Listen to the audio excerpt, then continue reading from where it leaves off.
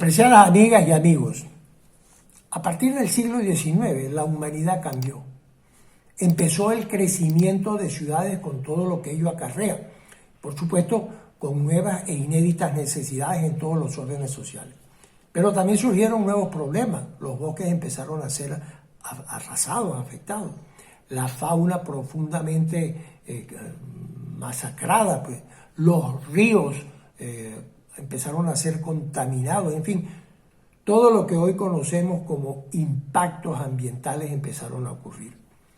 Los trabajos de Humboldt que señalamos en el capítulo anterior, y que por cierto, pido excusas, omití señalar allí al colaborador fundamental de Humboldt, coautor de ese extraordinario trabajo mencionado, y que fue el ilustre botánico y científico francés Aimé Bonpland, un dibujante extraordinario, quien hizo todos esos famosos dibujos, y quien luego de terminar de trabajar con Humboldt se radicó en la Argentina, donde dejó un inmenso y fructífero legado, una profunda huella en ese país. Decía que los trabajos de estos ilustres ciudadanos desencadenaron un movimiento naturalista muy provechoso para la humanidad, que empezaron a llamar la atención y a preocuparse por los impactos que ya mencionamos y que el desarrollo empezaba pues a ocasionar en la naturaleza.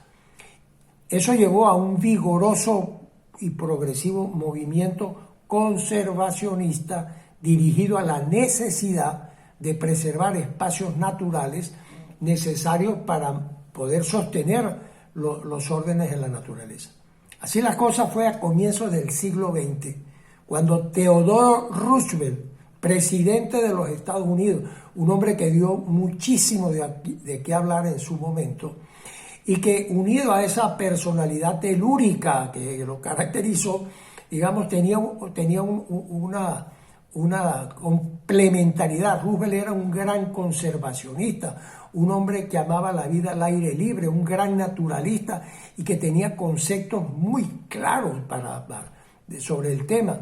Bueno, Theodore Roosevelt decidió crear en su administración el Sistema Nacional de Tierras Protegidas, el primer país del planeta en tomar una decisión de ese calibre.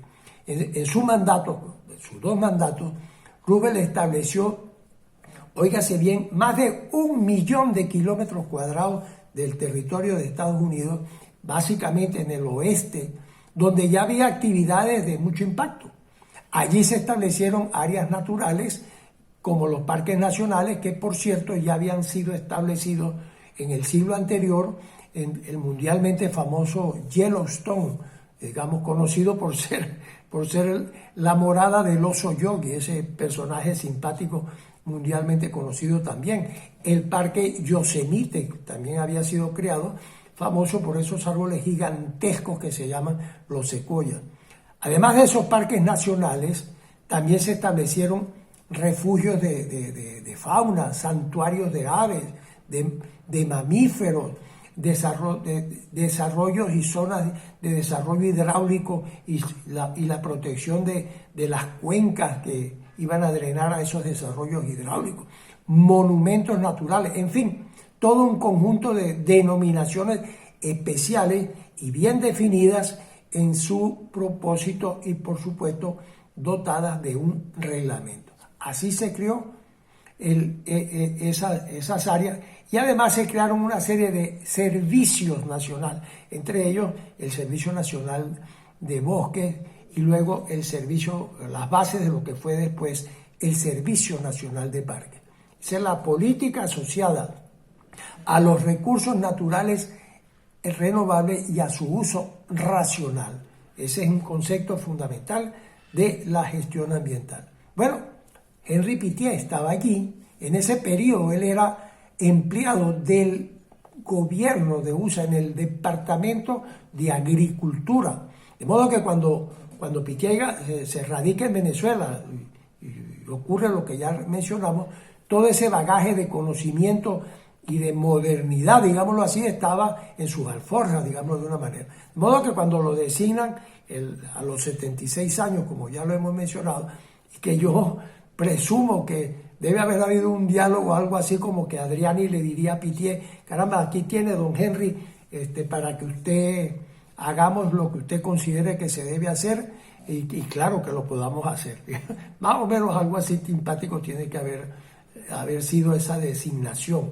Bueno, lo cierto es que en enero del año 37, varios meses, porque la primera preocupación de Pittier fue rescatar el herbario nacional, del cual nos ocuparemos más adelante. En enero del 37, y ya Adriani, recordemos que había fallecido unos meses antes, bueno, Pittier preparó un documento que resultó histórico. Ese documento está reproducido en la biografía magnífica, por cierto, elaborada por uno de sus discípulos más importantes, el doctor Francisco Tamayo, un hombre de por sí, una eminencia en Venezuela en el campo de la protección de la naturaleza, de la botánica, etc. Bueno, en un documento de 3 páginas, ¿verdad?, densamente elaborado, pleno de conceptos sobre el uso y abuso de los suelos. Pittier advierte la desecación, es el término que utiliza, de la laguna de Valencia. Bueno, propone en ese documento el uso de las florestas, así las llama, situadas al norte del estado de Aragua, que eran propiedad del general del Juan Vicente Gómez, y él propone allí la expropiación para la República de esas florestas. Incluso opina que allí se debería desarrollar dos opciones: una actividad forestal moderna o crear un parque nacional como ya existía en otras partes del mundo. Y señala complementariamente el enorme atractivo turístico que tendría esa declaratoria en esa serranía. Debe haber sido la primera vez, supongo yo, que se mencionan ambos conceptos en la historia de la administración pública venezolana. Ese memorándum, amigos míos, no es un memorándum más. No es un simple y convencional texto burocrático. En gran medida es la partida de nacimiento de la gestión de los recursos naturales renovables de Venezuela. Es una hoja de ruta, una política claramente presentada y razonada en 3 páginas. Un documento extraordinario. Bueno, así las cosas. Un mes después, en febrero del 37, estamos hablando de este año, el presidente Eleazar López Contreras sorprende a Venezuela decretando la creación de un parque nacional en las montañas de Aragua. El primer parque nacional de Venezuela y de América Latina, según tengo entendido. Por cierto, entiendo que el decreto no menciona un nombre específico, sino que lo designa como parque nacional.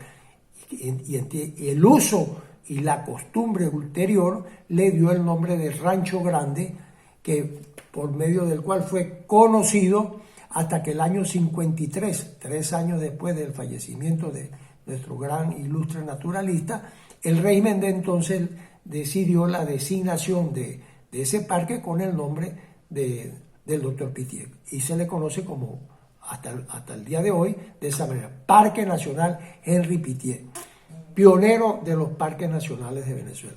Bueno, esa decisión ilustra el gran estadista que fue Eleazar López Contreras. Recuerden que estamos hablando de un país que narramos en los primeros programas con condiciones políticas, sociales y económicas terribles: analfabeto, enfermo, sin empleo, sin oportunidades y sin ninguna historia de atención a los temas de la naturaleza. Nada. Bueno, eso es la Venezuela del año 36. Lo sorprendente de este relato, lo inédito de este tema, es que López adoptó inmediatamente, sin vacilaciones ni dudas, la declaratoria de Parque Nacional. Ni siquiera le prestó atención a la sugerencia que estaba allí sobre el uso de actividades forestales. De modo que allí estaba naciendo, y eso es lo importantísimo, el Sistema Nacional de Áreas o Tierras Protegidas de Venezuela, con sus denominaciones diversas: parques nacionales, monumentos naturales, refugios de fauna, zonas protectoras, parques urbanos, humedales costeros, lotes boscosos, reservas forestales, reservas hidráulicas, que en la jerga nuestra de Venezuela se conoce como áreas bajo régimen de administración especial, con el acrónimo de ABRAES. Bueno, en 1998, Venezuela totalizaba alrededor, óigase bien, de 150.000 kilómetros cuadrados de su territorio bajo alguna de estas denominaciones. Es el gran legado de esa extraordinaria y afortunada decisión que López Contreras tomó en su momento. Y que por supuesto iremos comentando progresivamente a lo largo de estos programas y señalando la importancia que para el desarrollo del país tiene este irreemplazable patrimonio que la democracia, óigase bien, le entregó al país.